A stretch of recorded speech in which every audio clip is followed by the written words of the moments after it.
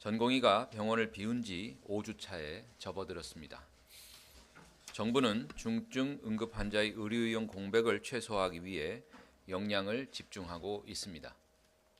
상급 종합병원을 포함한 전체 종합병원의 중환자실 입원 환자는 7,000명 수준이고, 이 중 상급 종합병원 중환자실 입원 환자는 3,000명 내외로 평시와 유사하게 유지되고 있습니다. 수도권 주요 5대 병원을 포함한 상급 종합병원의 입원, 수술 등 전반적인 의료 이용은 전공의 근무지 이탈 이후 감소하였고, 지난 4주간 큰 변동 없이 유지되고 있으며 최근 입원 환자는 소폭 증가하는 추세입니다. 2월 첫 주 대비 3월 첫 주 상급 종합병원의 일평균 입원 환자는 36.5% 감소했지만 3월 둘째 주 입원 환자 수는 3월 첫 주 대비 3.1% 소폭 회복하였습니다. 전공의 의존도가 높은 수도권 주요 5대 병원도 유사한 상황입니다. 주요 5대 병원의 입원 환자는 2월 첫 주 대비 3월 첫 주 일평균 입원 환자는 42% 감소했지만 3월 둘째 주 입원 환자 수는 3월 첫 주 대비 3.8% 소폭 회복했습니다. 중환자실 입원 환자는 3월 첫 주 대비 3월 둘째 주 1.7% 증가하였습니다. 전공의가 없는 종합병원의 입원 환자는 평신 2월 첫 주 대비 3월 둘째 주 기준 9.5% 증가했습니다. 응급의료기관도 비상진료 체계를 유지하며 중증 중심으로 운영 중입니다. 전체 408개소 중 97%에 해당하는 397개소가 병상 축소 없이 지속 운영되고 있습니다. 3월 둘째 주 기준 3월 첫 주 대비 중증 응급 환자 수는 유사한 수준이며 중등증 이하 응급 환자는 1.5% 감소했습니다. 공공의료기관 97개소 중 52개소는 진료 시간을 연장하여 운영하고 있으며 군병원 12개소 응급실은 일반인에게 개방하여 운영하고 있습니다. 전공의가 병원을 비운 지 한 달이 되어가고 있지만 비상진료 체계가 차질 없이 운영될 수 있는 것은 대형 병원이 중증, 응급 환자 중심으로 운영될 수 있도록 비상진료 체계에 협조해 주시는 국민 여러분과 환자 곁을 지키고 있는 의사, 간호사 등 현장의 의료진 덕분입니다. 성숙한 시민의식으로 지금의 불편함을 감내해 주시는 국민 여러분과 의료인으로서 소명을 다하면서 환자의 곁을 지키는 현장 의료진께 진심으로 감사의 말씀을 드립니다. 3월 16일 전국의과대학 교수 비대위원회는 3월 25일부터 사직서를 제출한다고 발표했습니다. 국민의 우려와 정부의 거듭된 당부에도 이러한 의사를 표명한 데 대해 심각한 우려를 표명합니다. 대화와 타협의 장을 만들기 위해 집단으로 환자 곁을 떠나겠다는 말도 국민들께서 이해하기 어려울 것입니다. 어떠한 경우라도 국민 생명을 두고 협상을 해서는 안 됩니다. 의대 교수님들이야말로 그동안 환자들이 믿고 의지하며 늘 든든하게 생각해왔던 분들입니다. 우리 국민들은 생명이 위급한 환자를 진료하는 교수님들이 실제로 환자 곁을 떠나지 않을 것이라 믿고 있습니다. 국민의 믿음을 부디 저버리지 말아주시기 바랍니다. 병원과 학교를 떠난 전공의들과 학생들이 본연의 자리로 돌아오도록 설득해 주시기 바랍니다. 그리고 의료체계 발전을 위한 개혁과제 논의에 함께 참여해 주시기 바랍니다. 주변에 동요하지 않고 환자의 곁을 끝까지 지키겠다고 뜻을 밝혀주신 현장의 의료진께 깊은 감사의 말씀을 드립니다. 3월 15일 대한뇌혈관내 치료의학회와 대한뇌혈관 외과학회는 성명서를 발표하며 조속하고 합리적 해결이 될 때까지 병원을 지키고 있겠다는 입장을 밝혀주셨습니다. 3월 17일 국립중앙의료원 원장께서는 변함없이 공공의료 최전선에서 공중보건위기 대응에 앞장서며 의료 안전망 역할을 위해 최선을 다할 것이라는 입장문을 발표했습니다. 3월 14일 건국대 충주병원에서는 이번 집단 행동과 상관없이 전체 의료진이 정상 진료를 유지하겠다고 하셨습니다. 2월 28일 대한간호협회는 정부의 의료개혁을 지지하고 국민들이 안정적으로 일상을 영위해 갈 수 있도록 정부 시책에 적극 참여해 나갈 것이라고 하였고, 2월 23일 대한종합병원협의회에서는 최일선에서 지역 주민의 건강을 지키기 위해 노력하겠다고 하셨습니다. 환자의 생명을 지키는 선택을 하고 이에 대한 입장을 표명해 주신 여러분께 진심으로 감사드립니다.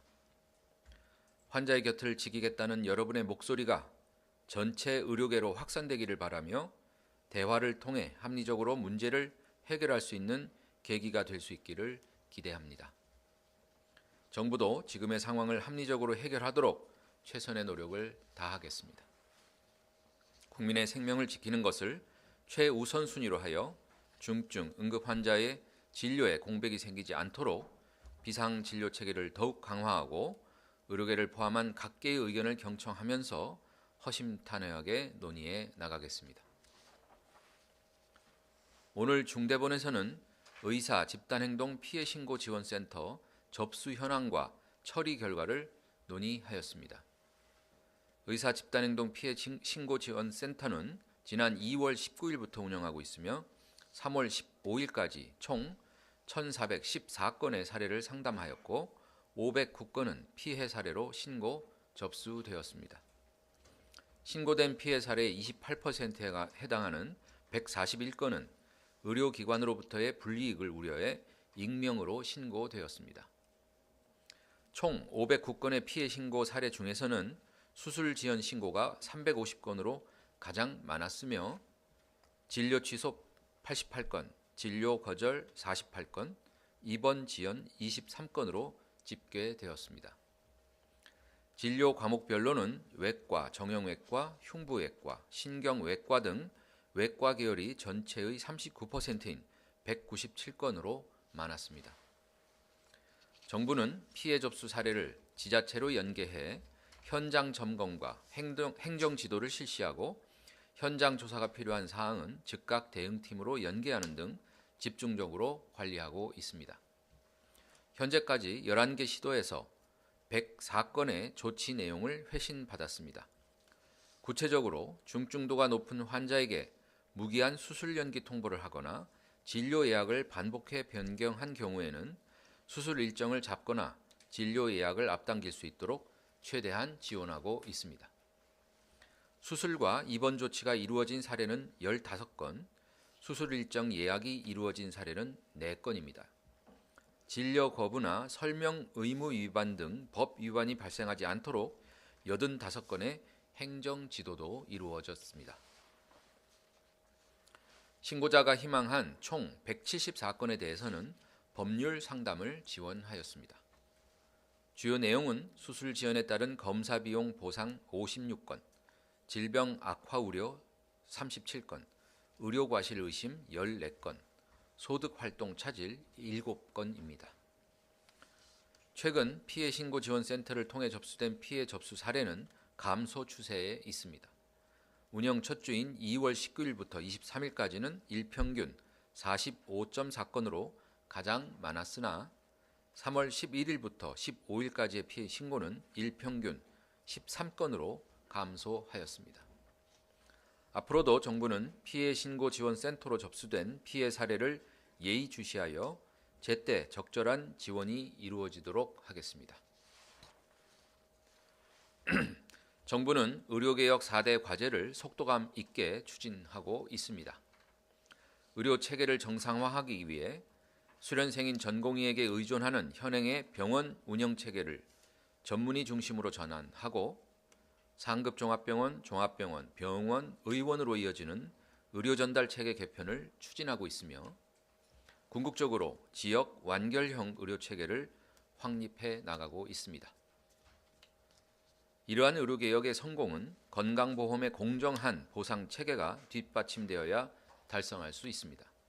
오늘은 의료개혁 중 보상체계 공정성 제고에 대해 설명드리도록 하겠습니다.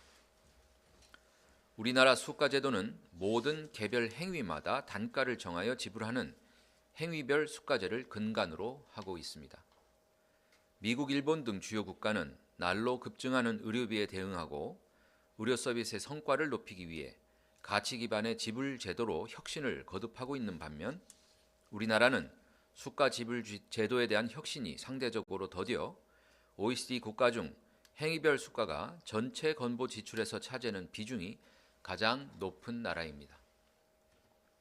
행위별 수가 제도는 지불의 정확도가 높은 장점이 있는 반면 행위량을 늘릴수록 수익이 생기기 때문에 치료의 결과보다는 각종 검사와 처치 등 행위량을 늘리는 데 집중하게 돼 치료 성과나 의료비 지출 증가를 제대로 제어하지 못하는 단점이 있습니다.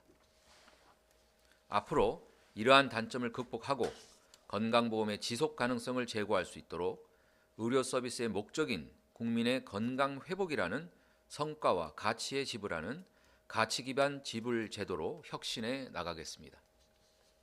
정부가 구상하는 보상체계 개편 방향은 다음과 같습니다. 첫째, 상대가치의 조정을 제때 이루지 못하고 있는 현행의 상대가치 수가 제도를 전면 개편하여 신속하게 재조정하는 기전을 갖추도록 하겠습니다. 둘째, 상대가치 제도에 제대로 반영되지 않고 있는 대기시간, 업무 난이도, 위험도 등 필수 의료의 특성을 반영하거나 소아 분만 등 저출산으로 인해 저수익 분야의 사후보상 제도와 네트워크 보상 등 보완형 공공정책 수가를 적용하여 필수 의료 분야를 제대로 보상하겠습니다. 셋째, 행위량보다는 최종적인 건강 결과나 통합적인 건강관리 등에 대해 보상하는 성과나 가치 기반의 대안적이고 혁신적인 지불 제도를 지속하여 모색하고 적극적으로 도입하겠습니다. 오늘은 이 세 가지 개편 방향 중 상대가치 점수 개편 방향에 대해 설명드리겠습니다. 상대가치 점수란 행위별 수가의 기본이 되는 의료 행위별 가격이라고 볼 수 있습니다. 크게 수술, 입원, 처치, 영상, 검사의 5가지 분야로 구분할 수 있는데 수술, 입원, 처치료는 저평가된 반면 영상, 검사 분야는 고평가되어 있습니다. 치료에 필요한 자원의 소모량을 기준으로 삼다 보니 오랜 기간 경험을 쌓은 의료인의 행위보다는 장비를 사용하는 검사에 대한 보상이 커졌습니다. 정부는 2012년부터 2017년, 2024년 세 차례에 걸쳐 상대가치 점수를 개편해 왔지만 각 분야별 이해관계가 첨예하게 달라 고평가된 항목에서 저평가된 항목으로 수가를 조정하는 작업이 원활히 진행되지 못한 한계가 있었습니다. 상대가치 점수 결정의 핵심인 업무량 산정 권한을 위임받은 의사협회가 내부 조정에 실패하며 진료 과목 간 불균형도 심화되었습니다. 상대가치 개편 주기도 5년에서 7년으로 그간 의료 환경의 변화를 신속하게 반영하지 못했으며 의료 비용에 대한 분석 조사 결과보다는 각 전문 과목별 이해관계에 의해 상대가치 점수가 결정된 측면도 있었습니다. 정부는 이러한 문제점을 바로잡기 위해 상대가치 점수 산정 절차와 방식을 대폭 개편하겠습니다. 먼저 개편 주기를 2년으로 단축하고 그 이후 연단위 상시 조정 체계로 전환합니다. 올해부터 제3차 상대가치 개편안을 적용하고 있고 앞으로는 2년 주기로 제4차 상대가치 개편을 적용하겠습니다. 제3차 상대가치 개편안은 중증 수술 분야의 필수 의료 분야에 대한 보상 수준을 높였습니다. 그러나 여전히 부족한 부분이 있기 때문에 제4차 상대가치 개편 시에는 필수 의료 분야의 입원, 수술, 처치에 대해 대폭 인상될 수 있도록 할 계획입니다. 근거 중심의 상대가치 점수 조정이 이루어지도록 표준 원가 산정을 위한 지침을 마련하고 원가 산정 기준이 되는 패널 병원을 현행 100여 개에서 근거 창출이 가능한 수준으로 대폭 확대하겠습니다. 이러한 상대가치 개편 작업을 위해 건강보험정책심의위원회 내에 정부, 전문가, 의료계가 참여하는 의료비용 분석위원회를 구성하였으며 상반기 준비를 거쳐 하반기부터 본격 가동할 예정입니다. 또한 정부는 2028년까지 10조 원 이상을 필수 의료에 투자하겠다고 밝힌 바 있으며 차질 없이 시행하겠습니다. 우선 난이도와 업무 강도가 높아 의료 공급이 부족한 화상, 수지접합, 소아외과, 이식외과 등 외과계 깊이 분야와 심내혈관 질환 등 내과계 중증 질환 등 분야에 대해 총 5조 원 이상을 집중 보상하겠습니다. 이를 통해 난이도와 업무 강도가 높은 필수 의료 분야가 제대로 보상받도록 하겠습니다. 저출산 등 영향으로 수요가 감소한 소아청소년과와 분만 등 분야에는 총 3조 원 이상을 집중 투입하겠습니다. 심내 네트워크, 중증 소아 네트워크 등 의료기관 간 연계 협력을 통해 치료 성과를 극대화할 수 있는 분야에 대해서는 2조 원의 네트워크 보상을 강화하겠습니다. 정부는 현재 필수 의료 분야의 핀셋 보상을 위한 본격적인 작업에 착수했으며 구체적인 보상이 결정되는 대로 소상히 안내하겠습니다. 의대 교수님들에게 말씀드립니다. 전공의가 현장으로 돌아올 수 있도록 정부와 함께 힘을 모아주시기 바랍니다. 의사로서 환자 곁을 지켜야 하며 교육자로서 제자들에게 환자의 생명을 최우선으로 해야 한다는 것을 가르쳐 주셔야 합니다. 현장을 이탈한 제자를 지키기 위해 생사를 다투고 있는 환자와 그 가족의 고통을 외면하는 것을 국민들은 납득하기 어려울 것입니다. 어떠한 경우라도 국민 생명을 두고 협상을 해서는 안 됩니다. 교수님들이 환자 곁을 떠나지 않을 것이라는 국민의 믿음을 부디 저버리지 말아주시기 바랍니다. 정부는 의료계 등 각계와 더 적극적으로 대화하고 소통하겠습니다. 정부는 현재 전공의, 병원장, 현장 의료진, 학계 관계자 등 여러 그룹과 여러 채널로 의견을 나누고 있습니다. 오늘은 보건복지부 장관께서 서울 주요 5대 병원장 간담회를 개최하고 내일은 국립대 병원장들과 간담회를 개최합니다. 소통의 과정에서 의료개혁에 대한 생각은 정부와 의료계가 크게 다르지 않다는 것을 알고 있습니다. 3월 13일 한국과학기술 한림원 토론회와 3월 15일 의료전달체계 개편 토론회에서도 의료계가 제안해 주신 내용은 정부가 발표한 의료개혁 4대 과제와 대동소이했습니다. 개혁의 시간이 얼마 남지 않은 상황에서 증원 문제로 갈등을 지속할 것이 아니라 더 나은 보건의료의 미래를 함께 논의할 것을 제안합니다. 집단 행동을 멈추고 지혜를 모아주시기 바랍니다. 국민 여러분께 말씀드립니다. 여러 가지 불편에도 불구하고 비상진료에 협조해 주셔서 진심으로 감사하다는 말씀을 드립니다. 정부는 어떠한 경우에도 국민의 생명을 지킬 수 있도록 비상진료 체계를 더욱 강고하게 유지하고 만에 하나 벌어질 수 있는 최악의 상황에도 대비하기 위해 필요한 모든 수단과 방법을 다하겠습니다. 의사 증원을 포함한 의료개혁은 국민의 생명을 보호하기 위한 헌법적 책무이며 국민 보건만을 생각한 정책적 결정입니다. 급격한 고령화에 따른 의료 수요 증가를 진작에 대비했어야 하는데 우리는 그간 너무 많은 시간을 놓쳤습니다. 이미 우리보다 많은 의사를 배출하고 있는 주요국에서는 의사를 늘려왔는데 우리는 27년간 정체해왔고 그간의 의료개혁 시도는 번번이 실패했습니다. 이번에는 반드시 성공하겠습니다. 마지막 기회라는 막중한 책임감으로 후퇴하지 않겠습니다. 의료개혁이 성공할 수 있는 가장 큰 원동력은 국민 여러분의 지지와 성원입니다. 지속적인 지지와 성원을 부탁드립니다. 감사합니다. 지금부터 질의응답 시간을